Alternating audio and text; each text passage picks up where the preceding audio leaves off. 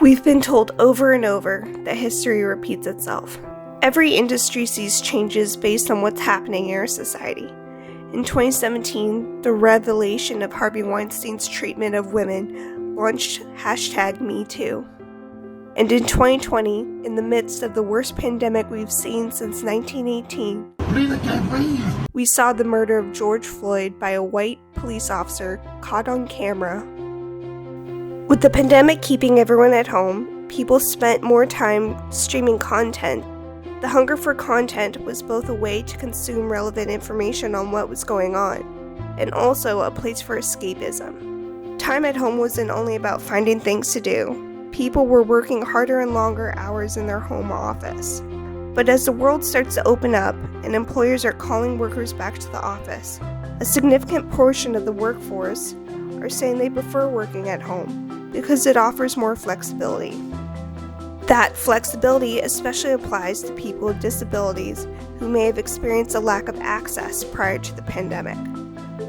People are advocating for women and people of color in the entertainment industry, both on screen and behind the camera. Hollywood is starting to notice that accurate representation comes from minorities actually writing the content about themselves or directing actors in diverse roles. But there's one minority that's still seeing very little progress on screen. People with disabilities are actually the largest minority in the world. This is because disabilities reach across every other minority in the world. Over the next 5 years, it's very possible we will see more movie making take place on the computer screen rather than through physical production. I predict in the next 5 years, more minority voices will get their moment in the limelight, as women and African Americans did in the past few years.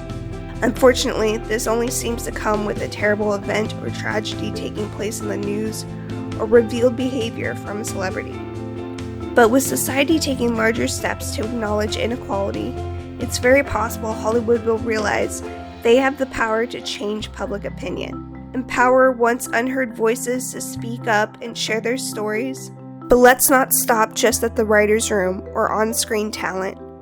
We need people of all minorities, sexual orientation, or gender identity, physical and mental ability to be shown in executive positions. People at the top in Hollywood control who is behind the camera, leaning to what stories are shown to audiences worldwide.